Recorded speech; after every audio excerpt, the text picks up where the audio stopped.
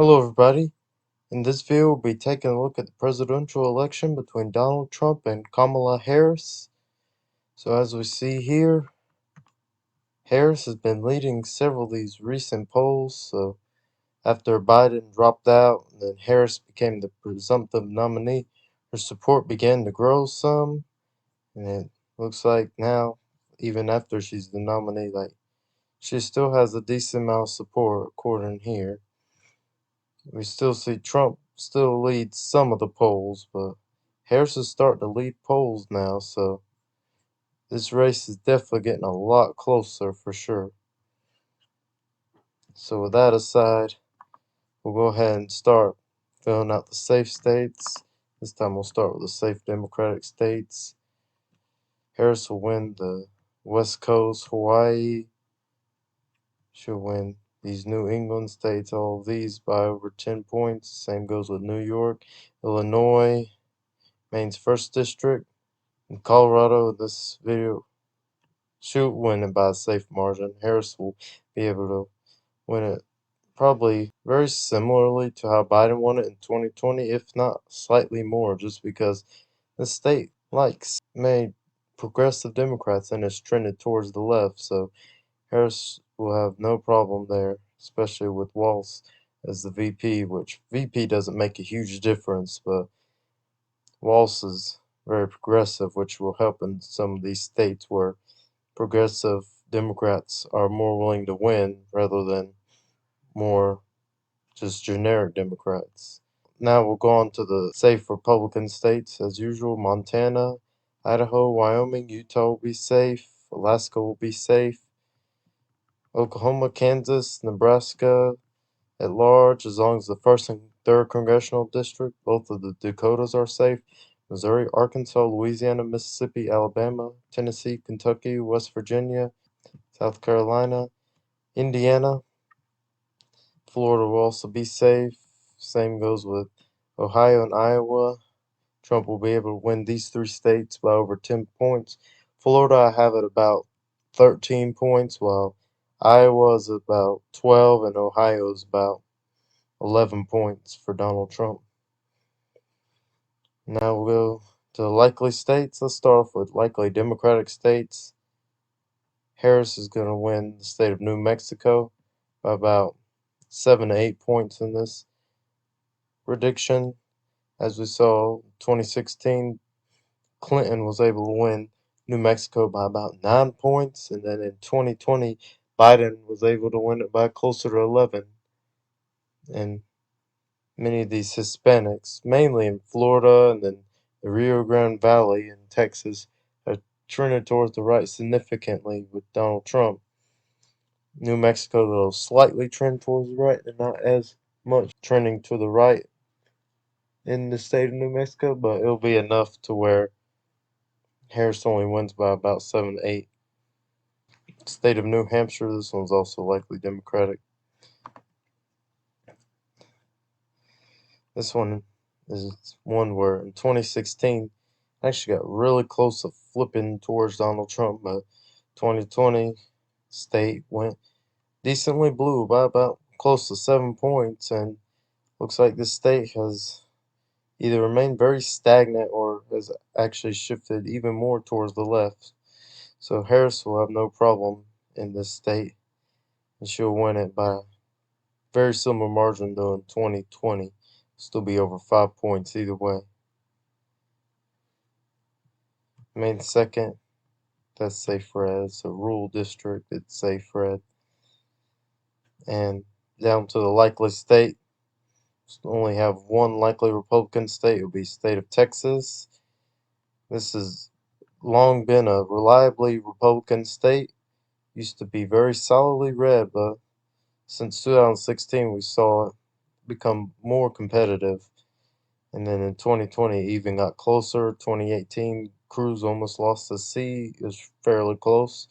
In 2022 we saw Republicans do decently in the state. They didn't really struggle in any of the races. Just about every race was safe red. This video I have Trump winning Texas by about 9 percentage points, probably very similar to 2016. It could even be safe Republican. The as of now, still think Harris will be able to have enough suburban turnout to where Trump only wins it in upper single digits. But these Hispanic trends trend hard to the right again, then it's possible that Texas could be a safe Republican, but still likely as of now. Now we'll go to the lean Democratic states. We'll start off with Minnesota. This will be lean Democratic. We saw when Biden and Trump they were on the polls. This state actually looked very competitive, where Biden led some of them, and Trump even led a couple polls in Minnesota. But there were several tied ones. However, though, with Harris as the nominee, the turnout in the Minneapolis area will be much better than for Biden. In 2016, Clinton only won the state by about 1.5 percentage points, so Trump was fairly close to flipping it then. But in 2020, the Minneapolis area trended hard towards the left, which caused the state to become likely Democrat about 7 percentage points. And the people in Minnesota, they're not very satisfied with Joe Biden and his administration. They'll find Harris as a better option. So instead of this being real close, it'll be probably about 4 percentage points now. And Walz, he's from Minnesota, which could help boost the state slightly. But again, vice president doesn't make a huge difference either way. But it can help slightly. So instead of it being like almost tilt, it's closer to likely. But with third party being a factor, it still won't quite go to likely on this. Virginia, that's also lean Democratic. It's also a lean Democratic state because 2020 we saw Biden pick up the state by about 10.1%. That was that was mainly because of the high turnout in the DC suburbs area up here, Northern Virginia. Those DC suburbs, the population there is growing significantly and is causing the state overall to trend towards the left. But after 2020, we saw in 2021, Youngkin, he was able to win the governorship there. In 2022, the percentage of all the House races, that was closer than it was in 2020 by several points. And other statewide offices have been fairly close, still leans more Democratic. But Harris should be able to get some turnout in this area. Probably be about 4 percentage points. Might be 3 to 4% for Virginia. And third party is also a factor. So we'll see this state trend to the right from 2020 for sure. Maine at large, this is also lean Democratic. It's one where third party makes a difference, just like several of these other states. Minnesota, New Hampshire did, but not anymore. But Maine at large, this rural area, Maine second district, that's trending towards the right a good bit. And the first district is overall fairly stagnant. With this in mind, and the third party vote share, Maine at large will go down the lean. It'll be about right under 5 percentage points for Harris. She would do better here than Biden. Biden actually made it to where the state would be close in 2024, but since Harris is the nominee now, she'll be able to win the state pretty comfortably. And then last one, Nebraska's second. This is lean Democratic. This is one where Trump actually won in 2016, and then 2020, Biden flipped this district. It was rapidly trending towards the left, and then 2022, it was redrawn slightly to favor Republicans, just barely. Didn't make a difference really, because 2020, if they used that same redrawn map, Biden would have only won the district by less than a point, like less. So it didn't make much of a difference. With third party and the dissatisfaction of Biden, many voters here, it'll decrease turnout a little bit. Harris will still be able to get some of the turnout, but more popular Democrat will be able to win here better. And Bacon was still able to win this district in 2022 in the governor's race. This district was overall red, but just barely though. So historically, this has been a red district, but it's trended towards the left. So that's why I have Harris win here by about 3%. Still not going to flip red quite yet, but it'll still go blue. Now we'll go to the lean Republican. Go with North Carolina here. This is lean Republican. This is one.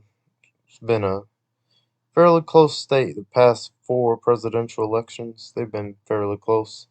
2008, Obama actually flipped the state blue narrowly. And the past 3 were barely red. In 2020, actually got pretty close to flipping. If we look at 2022, we saw eastern North Carolina. That area is trending quite significantly towards the right. And lots of these rural areas with a high black population, those areas trended towards the right. And it continued to do so in 2022.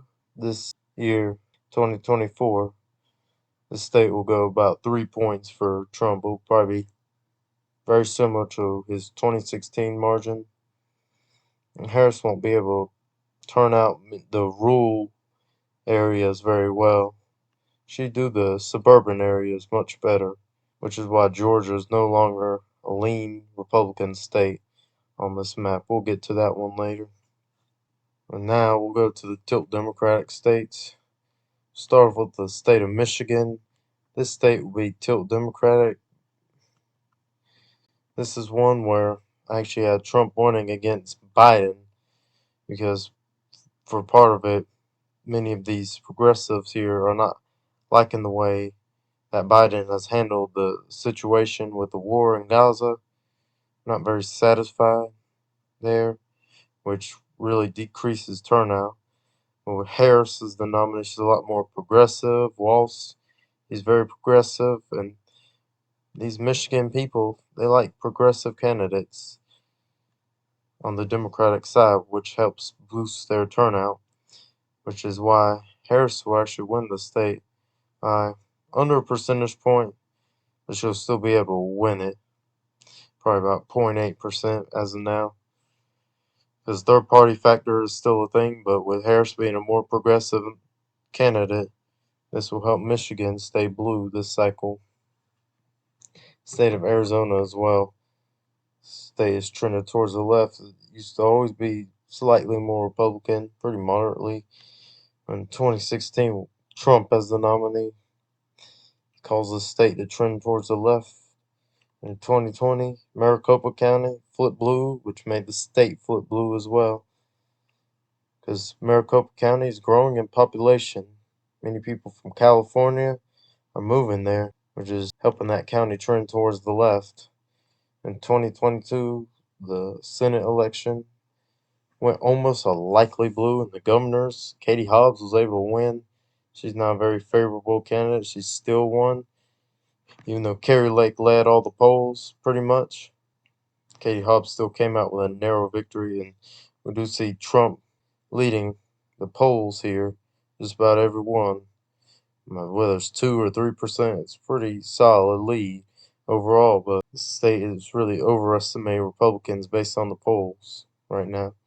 So I think Harris will hold on to it. She might win it by slightly more than Biden did, though. Biden is so close. I think this time it'll be about 1%, just barely less close, but still pretty close. The state will definitely trend towards the left long term. Now, look at state Nevada. This will be tilt Republican state. This one has trended toward the right over the years. In 2020, we saw Clark County. That one got into the single digits. Many of the Hispanics there are trending towards the right, just like in Florida and Texas, which 2022 it helped flip the governor's seat red, and then the Senate seat was under a percentage point from flipping red. It was really close. Well, these trends going to continue. I believe that the state will actually become red, and Trump will win it by about 1.5%, not quite over 2. It'll be close, but Harris would help out a little bit versus Biden in the state. If Biden were the nominee, this would be about 3% red. But Harris is the nominee, it'll be just about 1.5 red. We'll look at Georgia. That's the state we were talking about earlier. It's not lean anymore because in 2020 we saw Biden. His turnout in the Atlanta area was really high with Black Americans there, which helped flip this state narrowly towards Biden. And we saw those people were not satisfied with Biden as of now, which is why Trump was leading polls significantly. In 2022, the state was solidly Republican, or it was comfortably, not solidly, but it was enough to where it wasn't super close race, except the Senate race. That's the only one that was narrowly blue. But all the other ones, like the governors and other side races, they were pretty decently red, about lean to likely margin. So it's still more of a red state. Well, Harris is the nominee. She'll be able to get decent turnout in the Atlanta area. Still, the rural areas, I think, will trend enough towards the right to where it's not Harris won't get enough turnout for her to win the state, but it'll definitely narrow up. It'll be about 1% for Donald Trump. It'll be much closer with Harris than if Biden were the nominee because black people in the suburban areas would turn out more for Harris than like the rural areas in North Carolina, which are trending towards the right and continuing to do so. We'll see in 2024 it trends slightly towards the right as well. Now we have 2 Rust Belt states. We'll look at those. Start off with Wisconsin. This is the state where in 2016 it flipped red, which all 3 of these Rust Belt ones did, Wisconsin, Michigan, Pennsylvania, flipped red. 2020 flipped back blue. Wisconsin was the reddest out of the 3 in all, or both of those years, 2016, 2020. It's the reddest. In 2022, we saw Ron Johnson. He was able to narrowly win there with the governors blue. So not much shift going on there. It's overall fairly stagnant. The rural areas here, I think will turn out enough to where Trump will narrowly take Wisconsin. We have Milwaukee and Madison, those areas. The turnout won't be quite as high as it was in 2020 for Democrats there. So this is why I have Trump narrowly taking Wisconsin by about 0.6%. It'd be real close. And then the closest state here as of now, state of Pennsylvania. This is one we'll look at where also Trump flipped it in 2016 and then Biden won it back in 2020. This was somewhere in between Wisconsin and Michigan. It was like right in the middle. In 2022, Senate flipped blue. Dr. Oz not being as well of a candidate as polls were saying. And Fetterman was able to win there pretty decently. But 2024, this presidential year is slightly different. We have the Philadelphia area. Philadelphia is trending towards the right. We'll see the suburbs not trend so much to the left as it did in 2020 because Biden, this is the state he was born in. People looked up to that. That helped boost turnout a little bit, especially in Scranton area. But with Biden's low approval and then Harris being the nominee, it's not going to be enough to recover the state of Pennsylvania. So this is why, as of now, Trump will narrowly pick off the state by 0.3, 0.2 percentage will be really close. This will be the closest state out of all. This is definitely the bellwether state for 2024. I think that's pretty much what everyone's thinking. That's what I see as well. Just with its 19 electoral votes, the biggest amount of electoral votes out of the 7 swing states. It looks to be the closest one. So basically, whoever wins Pennsylvania here wins the election. Because let's say Harris won it here. Harris will win with 271 electoral votes, which will bring her to the White House and be the first female president of the United States. But as of now, I still think Trump is narrowly the favorite here, which will give him 286 electoral votes. So really close election here. I was expecting Harris to perform worse than Biden slightly because her favorabilities are not as well as Biden's back then. But as we see here, if we look at the favorability, after Biden dropped out, Harris's favorabilities all of a sudden got much closer. Like, look at this, about 16, 17 points unfavorable. Now we're only at 5.5, so she's becoming more of a known candidate here, which will help the race become a little closer. And Trump's favorability, let's take a look at it. It's getting a little bit closer. It used to be 11, 12 points. Then it got down to 8, so it got a little closer, but not as close as Harris's. But we'll see if her favorability will last, or if this is just some hype that will last a shorter time. We'll have to see next coming months. But election day, it's coming close, so this race is looking to remain very close overall. Right here, either candidate could win. Trump is just narrowly the favorite, though, with winning Pennsylvania. But we'll see how this race continues to go on as the months come on. So thank y'all everyone for watching. Be sure to comment down below, like, subscribe, let me know what you agree, disagree on, and bye bye.